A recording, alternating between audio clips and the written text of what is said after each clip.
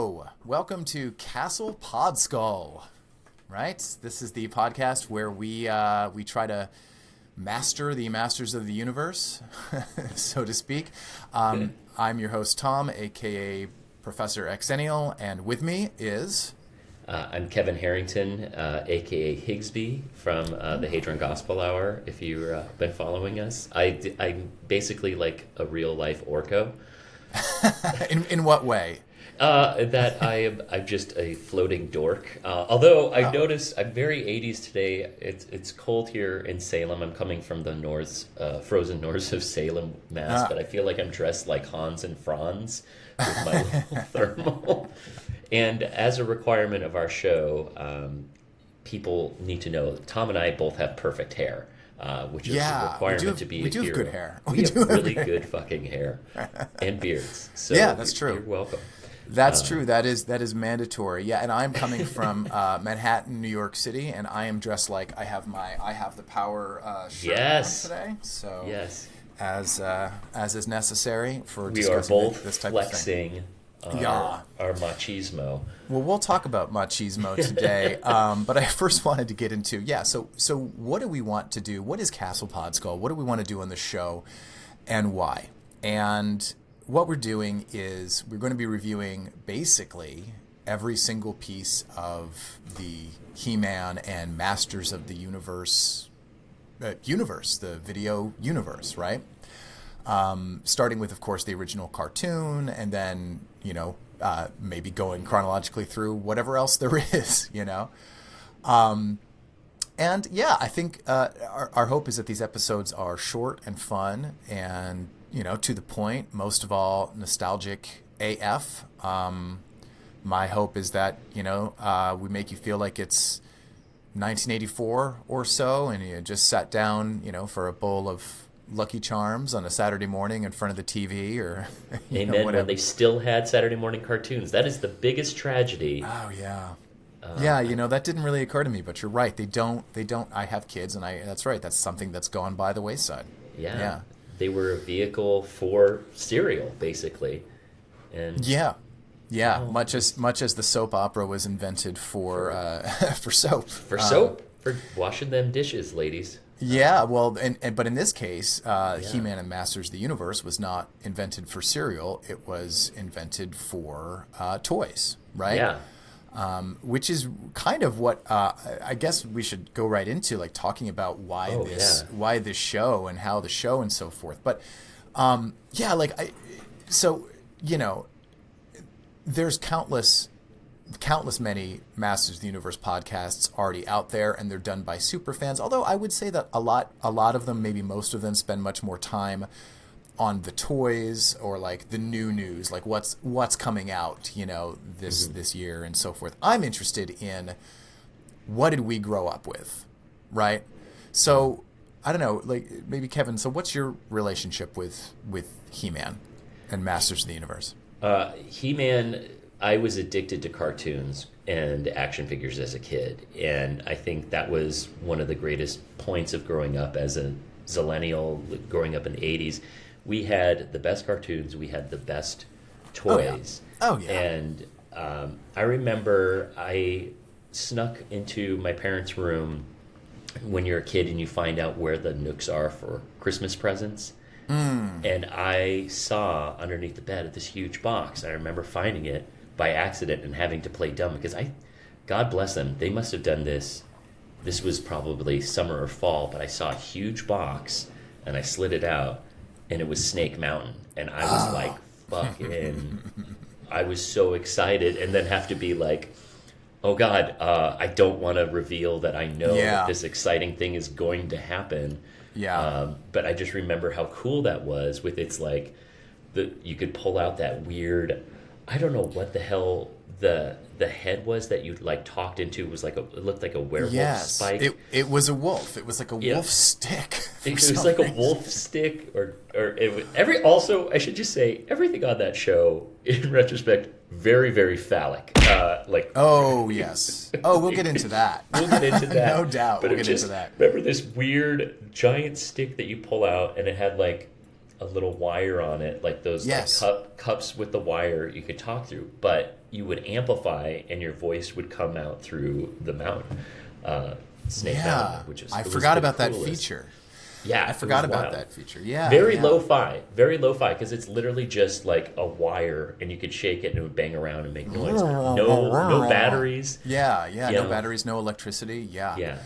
That's that. But so were you a fan before that, or was that sort of like the toy that got you? Into it? I was a huge fan of that. I had a lot of the action figures. I had Moss Man, and I did slime Moss Man. Not realizing, and you ruin your toy forever.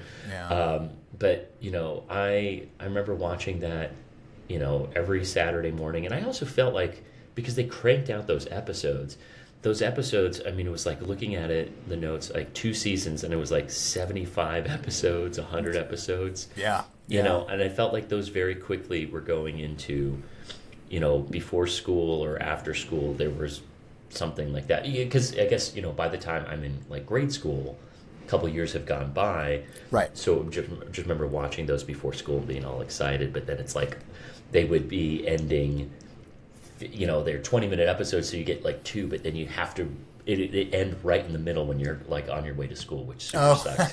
Oh, really?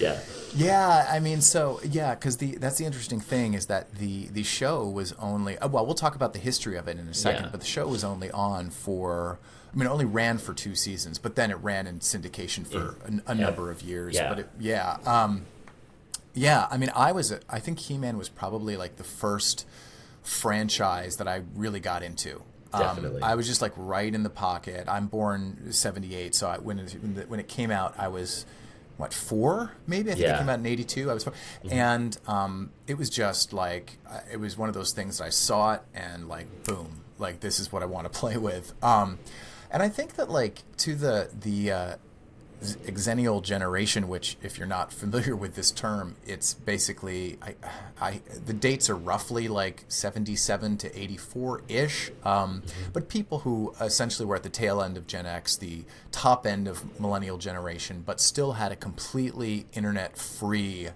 childhood, and maybe high school, although I had internet in high school, but not everyone did.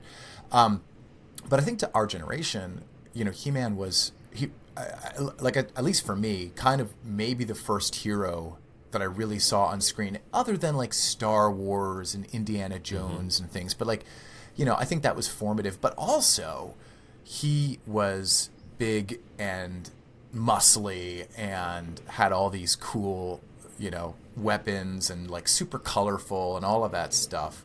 But yeah, like we called out, He-Man was also one of the first examples of, or maybe the first example of, let's make a toy first. Yeah. And then it's just like, what does this make you think of? And then everything came out of that, because this was sort of like an accidental franchise, because this was, and we were talking about this, like one of the fun little factoids is like He-Man was supposed to be an action figure for Conan. Right. And then I think the marketing department was like, great. And then they watched Conan, which is one of my favorite movies, not really for kids, especially when a barbarian is asking for directions. A lot of graphic for mature audiences only. And they're like, we got to do something completely different. We've got this big muscly dude. What else you got? And and sometime maybe we'll talk about like sort of how He-Man the character came to be, and the original backstory, because he went through a number of different backstories. But they basically they made the toy first. They made the first wave of toys, which didn't. Oh wait, hold on, I have one here. Right, 1 second. Original He-Man, and the original ones. And this is the toy that they, obviously he had his vest and his sword and his thing, but like, now his legs are all goofy now, as happens with age, but. The original feature was this. It was like the hip thing. Oh, yeah. So he could actually swing his sword. He could actually swing his sword or punch or whatever, which was pretty cool, actually. And I think it kind of stands up. Like, it was easy, but like, he's just like, it's a good, like, solid hunk of plastic in your hand. Yeah. That first wave of figures just had that, like, waist feature, right? and then they started playing around with like a second wave that had like more interesting things, like Triclops had the eyes that spin around, and Manny faces and all that stuff. Oh yeah. And then they realized it was a hit, and so they commissioned the series, right? But yeah, this to your point, the story aspect of this entire universe, this entire canon, came out of the need to move units on like Kmart shelves, right? It was and move them quickly, because Yeah. it seems like, you know, you had so many of these episodes in such a short window of time. Was it just like, I've got a pallet of action figures, give me stories, get something out there? Yeah, totally.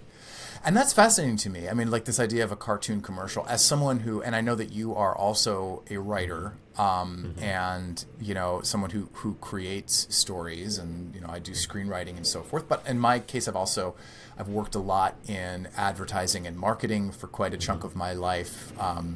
So for me, it's kind of like, boy, this is like the perfect encapsulation of what the 80s were all about. Like, Yeah. consumerism and buying shit. You know? Yeah, exactly. But also sword fights and laser guns. Sword fights and being just massive, roided out. Like, Yeah, right. And also the other interesting thing, like going back and reviewing this, all the episodes, I don't know if this started the trend of like the morality, like wrap up, the postscript, where it's like, here's a little vignette where it's like, we're going to tell you about, hey, don't, watch out for strangers. And Yeah. was that just something that was like reflective? I feel like that was very 80s, is everything had those like after school specials, or there was like using media to kind of, well, we've got this impressionable audience, we have to do something with it. Like Right. Conan, big and strong, probably not the best role model, but He-Man, we're going to make sure that it's like Prince Adam is like, well, I'm a just and righteous person, and I use He-Man to punch the shit out of very clearly bad people. Right. Because we use that strength for right, you know. Yeah. Yeah, I don't know if this was the first show to do it, but I think what happened with this is, so, you know, okay, the toys, like we said, came out in 82. Right? The show comes out in September of 83, but was in syndication for, like I said, a couple years. Now, the only reason, to your point, that the show was even allowed to come out, because it was created by Mattel, right, to sell the toys. The studio was Filmation. We'll be talking about them. But previously, the FCC had laws around kids programming so that they couldn't sell toys. Right? But then in 82, they relaxed those laws. This is like Reagan era. We're going to relax the regulations. So they relaxed the laws around kids programming being able to sell toys. And that freed up Mattel to, you know, commission the cartoon. They went to Filmation. Filmation had a long and storied, like they had made like the Tarzan cartoon, the Batman, the Ghostbusters, not the Bill Murray Ghostbusters, but the original like 1970s Ghostbusters cartoon. I don't know if you're familiar with that one. Is that the There was, one like, with was it the real Ghostbusters where they Yeah. had the gorilla? Yeah, there was a gorilla. That in it, one- exactly. Yeah, which was like, It's I bonkers. remember coming across that, and then like later on, you know, the Ghostbusters that we know from the movies had to be the real Yes, exactly. Ghostbusters, and I was Exactly. like, I don't see a cool gorilla jumping around fighting crime. Yeah, That was And- that was easily my favorite.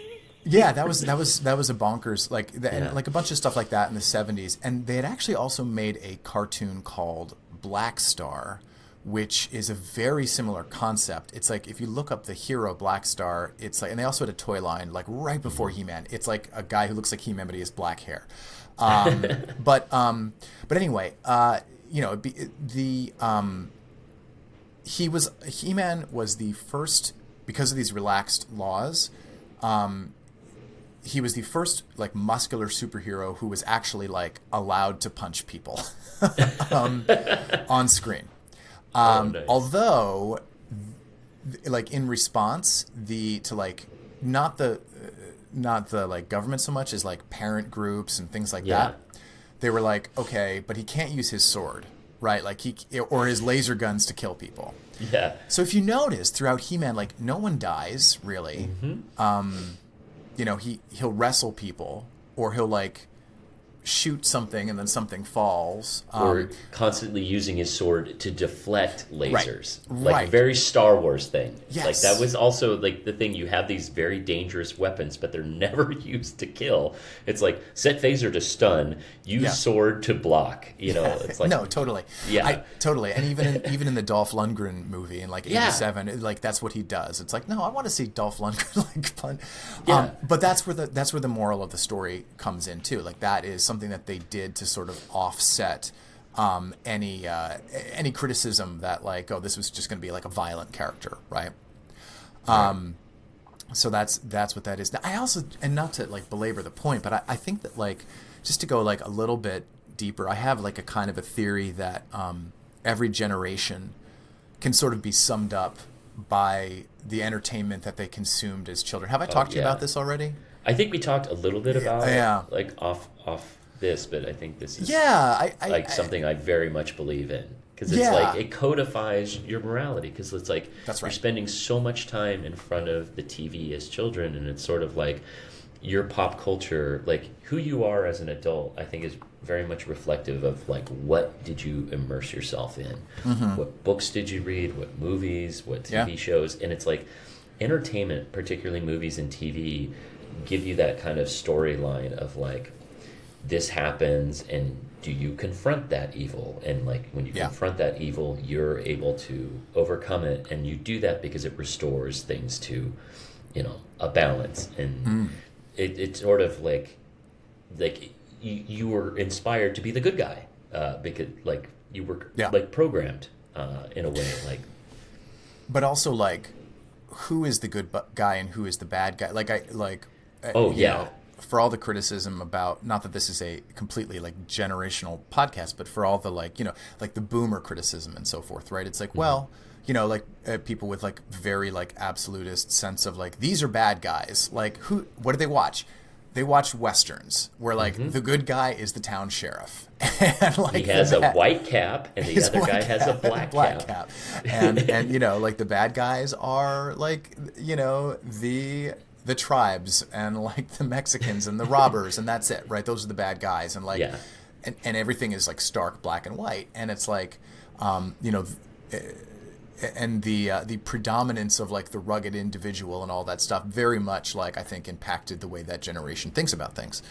So I'm always sort of on the lookout for like what impacted like our generation as far as kids today. Like I don't even know, like growing up with, you know, predominantly like YouTube and TikTok as influences, like who the hell knows, but for us it's like how did this guy impart, I mean, we had He-Man, we had Ghostbusters, we had like G.I. Joe, and it's like, but like for He-Man it's like, especially for men, right, it's like it's right in his name, right? Like he is a he-man, he is like, this is like supposed to be the ideal of masculinity, right? Like he's got, but what's interesting about that though is he's got like a deep voice, he's got muscles, he's very strong, he's very responsible, you know, he has a tan, but he's also he's also got like the page boy haircut and the tiny little briefs, and he's not wearing it on this figure, but like the nipple vest, you know. I feel like there's something very interesting to be said about, like, you go back as an adult and you look at this and it seems like, you know, you have Prince Adam with his pink, purpley shirt, very effeminate, very gentle, super pale. And then it's like when he needs to fight the problems, shirt comes off, fur bikini, ripped. I mean, Adam is ripped. He is still ripped, but he's under that, you know, that's true. Designed by, I don't know, Vogue. And then you have He-Man, who, as you point out, is tan. He is like, he is oiled up, tan, page boy haircut, but everything just seems to be glowing, and it's like, this is what a man becomes. It's like, it's one thing to be Adam, but then you got to become He-Man. hulked out. Everything I think in that generation was that hulked out. You have like Hulk Hogan, who's a awful person, but back then was the good guy, and they all kind of look like each other. They've got that blonde hair, very kind of presenting a trope or a guy, but it seems interestingly enough a lot of kind of closeted, very heavy. We wouldn't be the first to detect some homoerotic elements in He-Man or like... he's finally liberated, and how is he liberated? He's got his 3 best friends, his, Man-at-Arms, Ram Man, and Fisto. Yeah, exactly. But we'll get into all that. Well, you also bring up the other, I think, important component of He-Man, which is Prince Adam, right? Because he does have a secret identity. So that's something that they added, I believe, for the cartoon, because the original backstory was more like He-Man is like a savage swamp barbarian, and then they changed it. But that's, I think, pretty critical to the psychology of why this stuff worked too, because Prince Adam is, he's a grown man, but he's basically like a kid, right? Exactly. Yeah. And I wonder if that kind of fits that notion of you go back into superhero comics, you had Batman, but they always had a sidekick like Robin, who was a young boy, a youth, and the whole notion of it's like escapism for you, the reader, as a child. You can be right next to Batman. In this, I feel like they take that a step further, and it's like, you are Prince Adam, you grow into He-Man, and maybe instead of this, he has sidekicks and allies, but they kind of combine that into one. No, figure. that's a really, really important point. I think also, I've seen some stuff written about how a lot of the people behind He-Man, that was intentional. That idea of him taking the sword and saying, "I have the power," that's being truly important. It gives little kids the power, it's literally empowering. You talk about things that have a strong messaging. It might seem cheesy to other people, but it is sort of cool where you have this capacity to do violence, but you're like, I have the power and I can stand up to it, but I don't kill, I don't hurt, because that's what bad people do. So I'm here to uplift, but it's also, I love that. I love that because I feel like it, sending a message to you have the power, you have that thing, and it's always within you. You don't have to put on that, it's summoning it up from within.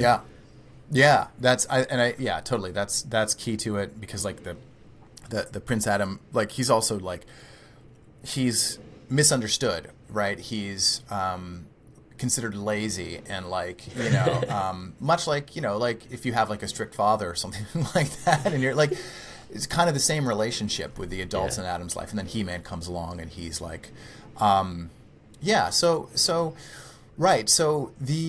just to get back to the show, and then what we're going to do is we're going to actually review the very first component of the show and break it apart, and that is the opening titles. Yeah. But like I said, the show came out in '83, ran for two seasons of 65 episodes each. It ran via barter syndication. By '84, it was on 120 stations. By mid-'85, it was the top-rated program for kids age 2 to 11. And the other thing here that I find interesting in watching the show is just the character design components, because, like I said, by the time the show came out, the sort of first wave of figures and the second wave were already in stores, were already available. Mm-hmm.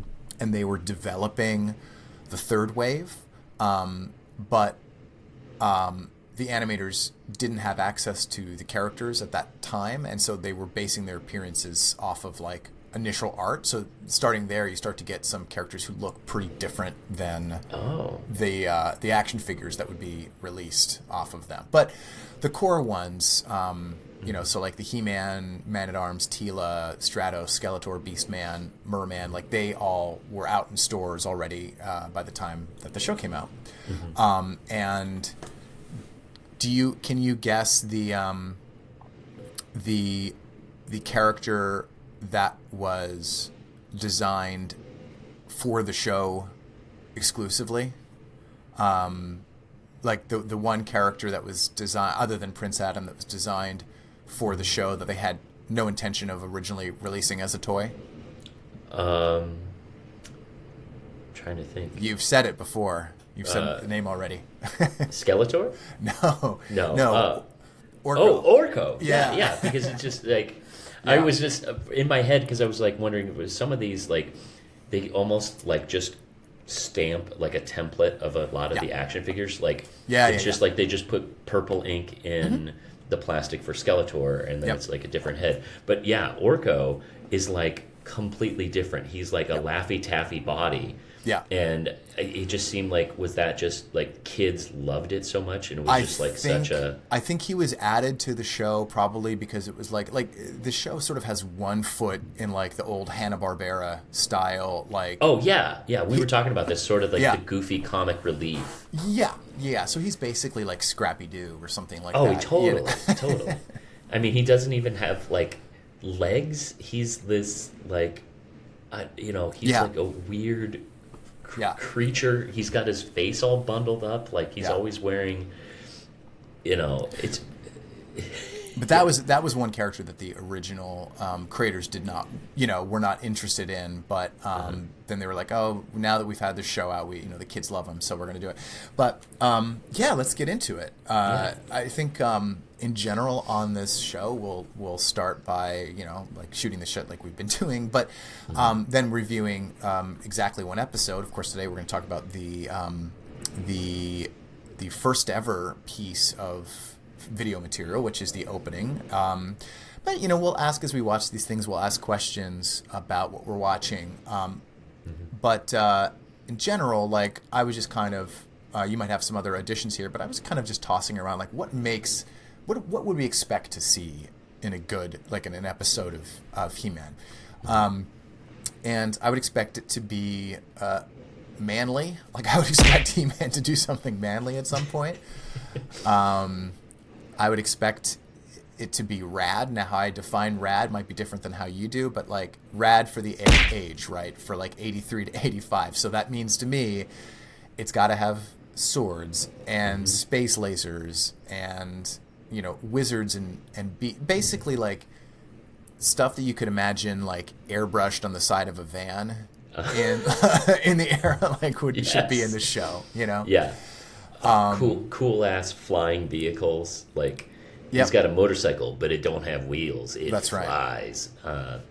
Yeah. As I slide into marketing voice. Right. I would also expect it to have some cheesy things because again, this is still a cheesy cartoon meant to sell toys. So we can talk about like what's the cheesiest thing. And I also the thing I want to do for every episode or everything we discuss is what's the figure that we want to buy after watching this? Because I think that is the point, and I have a fun little add-on there that we'll do. But I think we can also maybe not for this one, but for other ones, we can talk about like the psychologically, like what was the moral? Did the moral work? Did the moral land? Have we as adults in 2025 followed this moral? Maybe not. And then I think it behooves us to call out. Is there any like homoerotic scenes in this, or anything like inappropriate to today? Because this is a product of the age. Anything else that you think we should add in there as we evaluate things?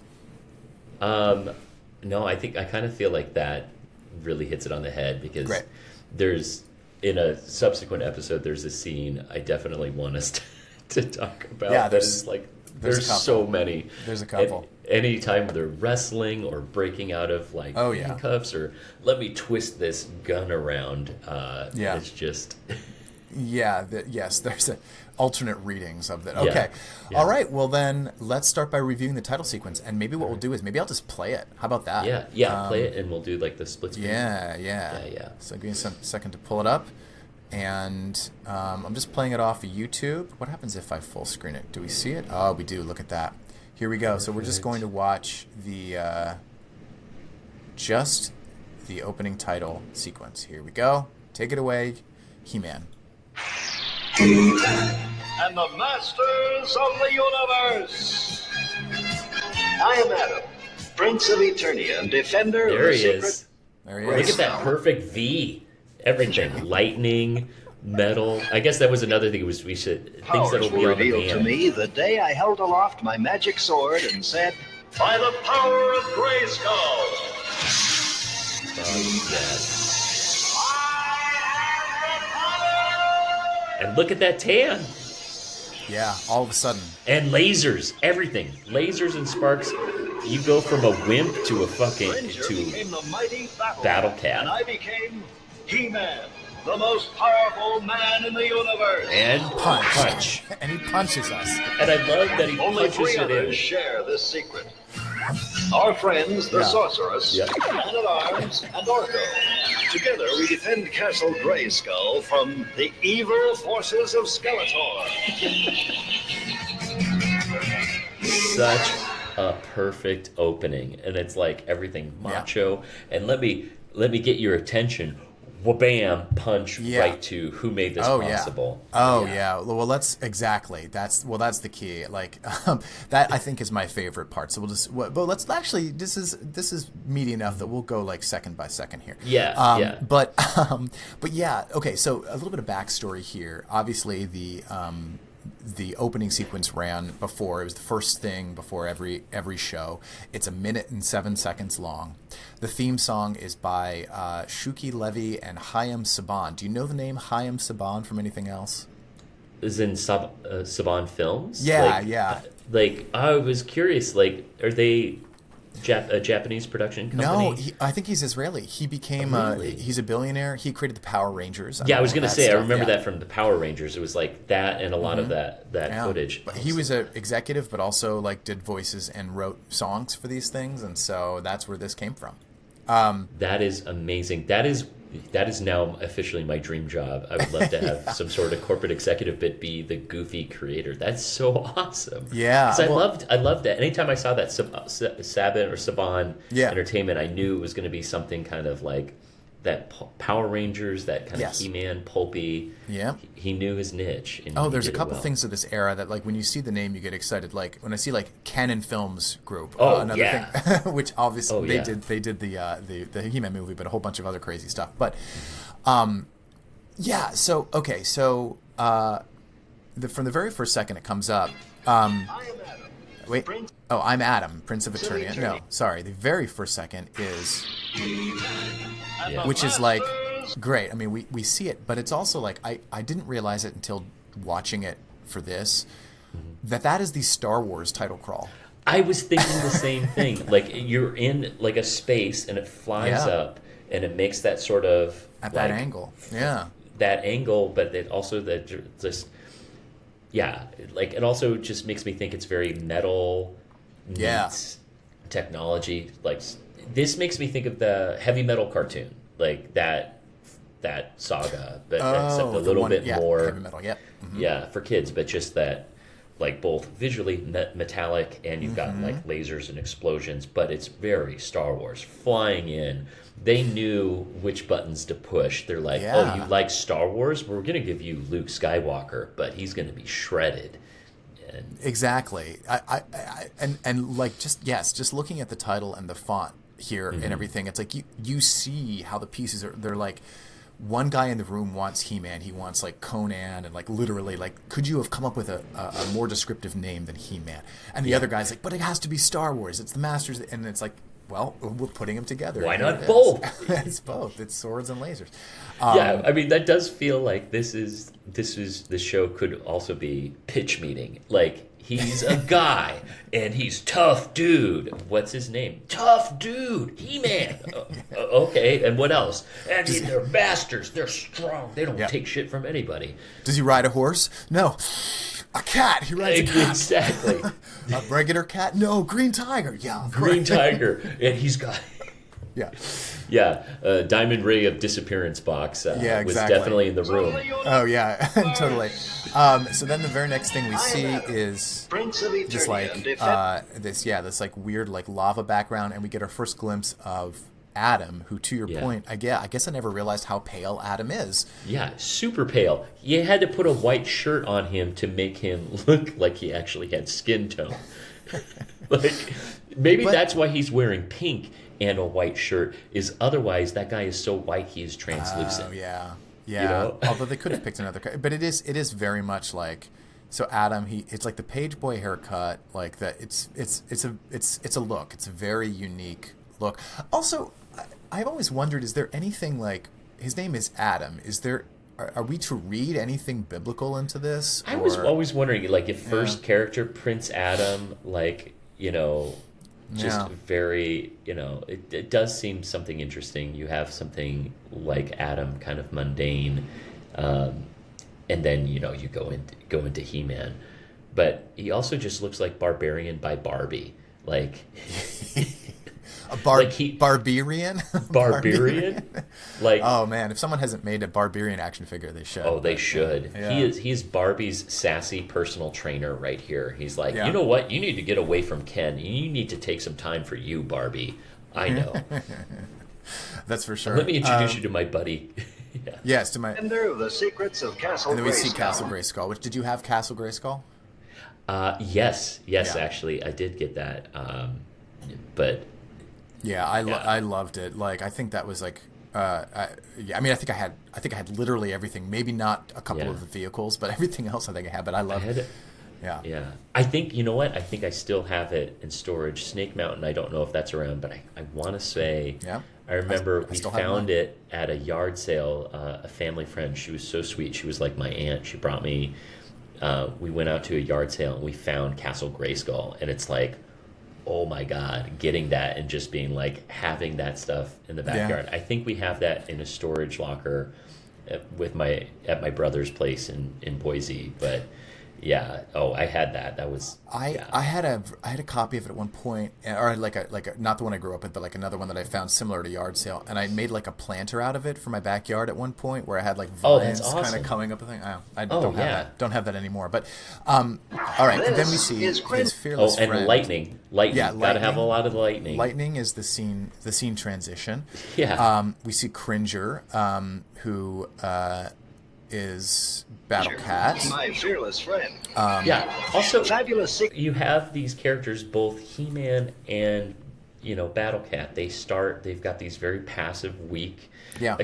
Adam isn't terrified. He's interestingly enough a very confident guy. He's not as overtly. He has that kind of smooth, like Billy D. Williams kind of collectedness. He's got that Lando. Look at that eyebrow up there. He's like, hey, I got a secret for you. But Cringer, you have him being this like terrified, weak cat who gets shot by every week. He gets shot by lightning, and I love it because he does not. Oh, here it comes! You're gonna turn me into a monster, and then he gets all. As soon as he's Battle Cat, he's all coked out of his mind. He's like, "Yeah, let's go eat something." That's true. I never clocked that. He does not enjoy the transformation. He does not enjoy the transformation. He's terrified. He knows what's going to happen every week. You're going to shoot me with a lightning sword, a magic sword. But oh God, you bring out the beast within me. But I'm going to do terrible things. I'm going to do terrible things. But when I have the mask on, it's okay because it's not Creature anymore. It's Battle Cat. The other thing I'll call out here is what Adam says.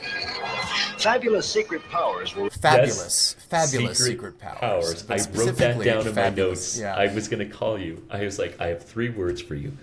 Fabulous secret powers. I was like, do you think the show might be a little gay? Well, I don't know. See, I don't know if fabulous was quote unquote a gay word back then or not. I don't know. It might not. They were just planting the seeds. They were planting the seeds, and it was just like, God bless them, because they were like, we're gonna make you empowered, kid. You might not know. You might be an Adam. You might have a pink shirt out there, but someday you're gonna find your magic sword, and you're gonna be like, oh yeah. Right. All I needed was a suntan. Right. And then you're free to be you and me. Yeah. And then he finds his secret powers. Revealed to me the day I held aloft my magic sword and said, "By the power of Grayskull."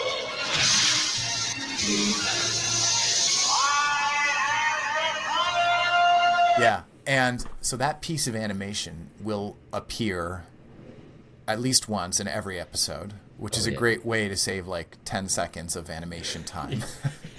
That was definitely the big thing about a lot of that animation, when you're churning out hundreds of episodes, it's like, how can we have a reoccurring intro and make everybody excited that we're going to see the same thing every week? Because you get pumped. Here he is holding he's holding it by the blade. Like, I never realized that. He's just like, he is so tough. I'm ready for him to just kind of bend that sword like a circus strongman. Yeah. But he also has to do the pumps. Like, everything is like, it's just heavy. Let me get some pumps in. Let me show you. I got to get this flex in. Yeah. But he also, like we said before, like, he says, it's kind of like clunky verbally. He says, by the power of Grayskull, I have the power. And but I think the reason for that is, like, the original version was by the power of Grayskull, and that was going to be it. And then when they started making the Filmation cartoons, they're like, no, it's really important for little boys to understand I have the power, so we got to add that in there too. So that's how that happened. And then he transforms, he shoots Cringer.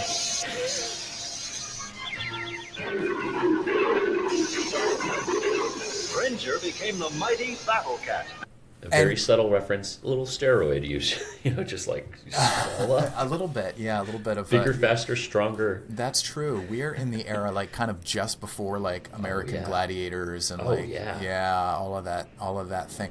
The Battle Cat background is that, I guess the actual reason that there is a Battle Cat and not like a horse or something else is because they already had tiger molds lying around from another action figure line called Big Jim. From like a decade before, they had like a couple tiger molds, so they're just like, well, he can ride a tiger, right? So again, it's like a cost-saving device, and then they just worked backwards from there.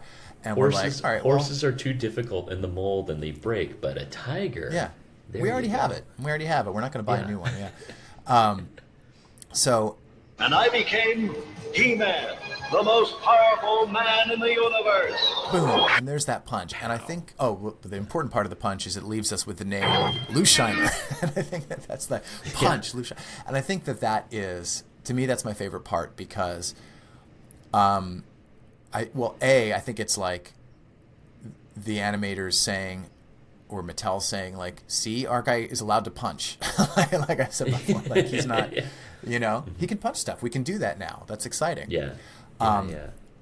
Although I've always wondered, like, why, as the little boy watching, he's punching us, but whatever. Or maybe it's supposed to be like he's breaking the fourth wall. It's like, I'm coming out of your TV. I think that's the thing that might be like they're trying to signal and be excited, like, coming at you. Also, like you said, the background that you're seeing there, that kind of weird, like, lava volcano, just like everything is very fire, very passionate, like get pumped, but also brilliant cost-saving technique. It's like, now we don't have any background, we just have him, and we can just recycle this stuff in the background. Yeah, when He-Man punches, it leaves us with Lou Scheimer, the executive producer. And just an interesting thing about him is, like, he was the founder of Filmation, but the Scheimer family lore is that he was the son of a German Jew who apparently he had to leave Germany after punching a young Adolf Hitler in the 1920s. Apparently, that's the family lore. That's which is even awesome, cooler. If true, but probably like that has the ring of like. Like probably not true, but like, I don't care. It could be. It's canon. It's canon in my book now. Exactly, and so maybe Back that's when another we reason. stood It's up to like Nazis. he's just like exactly. Yeah, now we let them punch us, but here we go. And Scheimer was also the voice of a lot of the characters. Actually, he was the voice of most of the supporting characters because the actual like contracted actors were only allowed to do 3 different voices per episode. So everyone else is him, including Orko. Yeah. Oh, wild. And he's also credited as Erica Lane, a woman, because he or she wrote the score. So it's like he's like all these things. He just credits himself as different people to avoid I don't know what, but there you go. That's hilarious. Okay. Only 3 others share this secret. Our friends, the Sorceress, Man-at-Arms, and Dorko. Together. Yeah. So there we see his friends. It's interesting. There we Like I don't know. It's like it's kind of like a weird. He's got a lot of friends, He-Man. Actually, you know. But his three core groups, you know, he's got, you know, that sorceress, and then it kind of. This is also the thing I just found funny about this is like the characters are very. Their names are defined just by who they are. He-Man, because he's big, strong guy. Man-at-Arms, it's like sheriff, sheriff dude, you know, True. like sergeant guy. Yeah, very few of them. Well, that's always that. Yeah, like very few of them. Like their names describe and even the bad guys here. Yeah, Triclops. Castle Grayskull from the evil forces. Yeah, we see Merman, Beastman, of and Skeletor. Skeletor. You know, and that's how we end. Yeah. So a pretty rad thing. I mean, I don't know. Any other points you want to make about the seminal opening? This show, like no other, just gets you so pumped up. Like everything is just like that. It's like Eye of the Tiger. That theme song is so high energy, and you know to keep a kid's attention for a minute and 7 seconds and keep you just absolutely enthralled is impressive. So, you know, a lot of energy went into that, and it paid off. But one of my favorite intros for any show. Game of Thrones, like this, like these are like just those iconic intros that you get sucked right in. Yeah. All right. And so when it comes down to the final thing, I think there's a lot that's manly and rad and stuff about this. But what's the figure that you want to buy? And for me, it has to be. I'm going to stick with this one. It has to be the quintessential He-Man figure. I mean, this is if there's ever a show that's. I mean, this is what it is. We've got the punching action, the original He-Man. And so what I'm going to do for all the listeners out there is every episode I'm going to bring up a completely different figure and going to list that figure for sale. So I will be listing for sale on the official eBay the original He-Man. I'm going to make a card back for him, and he's going to be attached to a card back, and it says He-Man, Xennial Avatar of Ideal Masculinity, in the original action figure packaging. And you will be able to buy this original bandy legs and all, this original He-Man figure, and proceeds will go to support the show.